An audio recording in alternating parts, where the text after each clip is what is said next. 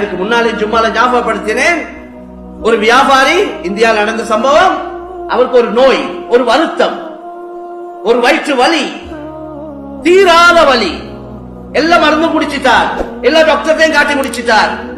ஒரு சகோதரர் சொன்னார், ஒரு முக்கியமான ஒரு சகோதரர் சொன்னார், உங்களோட நோய்க்கு காரணம் நீங்க உங்கள்ட்ட வேலை செய்யறவன சரியா கவனிக்கிறீங்க இல்லையா இருக்கும், சம்பளத்தை டைமுக்கு கொடுக்கறீங்க இல்லையா இருக்கும், அது சரியா கேட்டார். அவர் சொன்னார், அவர் கவர்மெண்ட் வச்சிருக்கிறவர், அப்படி என்னையால ஒரு தவறு நடக்குதுன்னு சொன்னார். அந்த சகோதரர் சொன்னார், நீங்க அதை சரியா செய்யுங்க, அல்லாஹ் உங்களோட நோயை லேசா.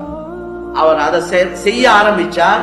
அவரோட வயிற்று வலி எங்க போனேன்னே தெரியாது, எங்க போனேன்னே தெரியாது.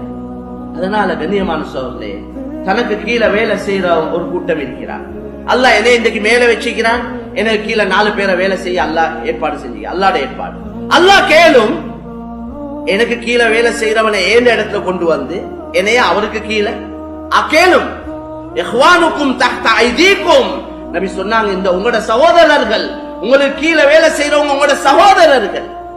நீங்க சாப்பிடுறத அவருக்கு சாப்பிட கொடுங்க, நீங்க உடுக்கிறத அவருக்கு உடுக்க கொடுங்க, அப்படித்தான் சொன்னாங்க ஸல்லல்லாஹு அலைஹி வஸல்லம். அதனால தொழிலாளிகளுடைய ஹக்குகள் வேலை வாங்குறத போல அதுக்குள்ள அவங்களோட தேவைகள் பூர்த்தியாகணும், அதுக்குள்ள ஹக்கு கொடுக்கப்படும். தனக்கு கீழே வேலை செய்யறவர் அதிகமானவங்க மிஸ்கீன்களுடைய கேட்டகரியில தான் இருக்கிறாங்க. ஜக்காத் அவங்களுக்கும் கொடுக்க, ஜக்காத்தை கொடுத்துட்டு வேலை வாங்க இயலாது. நான் உங்களுக்கு இவ்வளவு எல்லாம் தாரேன், இப்படி தாரேன், அப்படி தாரேன், நீங்க ஜக்காத்தை கொடுத்துட்டு அதுக்கு பதிலா எந்த வேலையும் அவருக்கு மேல அதிகமா வாங்க இயலாது. அது ஜக்காத். நீங்க வேலை வாங்கினத்துக்கு போனஸ் கொடுக்கிறது அது வேற, அது உங்களோட சதகா சல்லியால தான் போனஸ் கொடுக்கும். ஜக்காத் சல்லியால போனஸ் கொடுக்க இயலாது. சிலவங்க அப்படியெல்லாம் யோசிக்கிறவங்க இருக்கிறாங்க.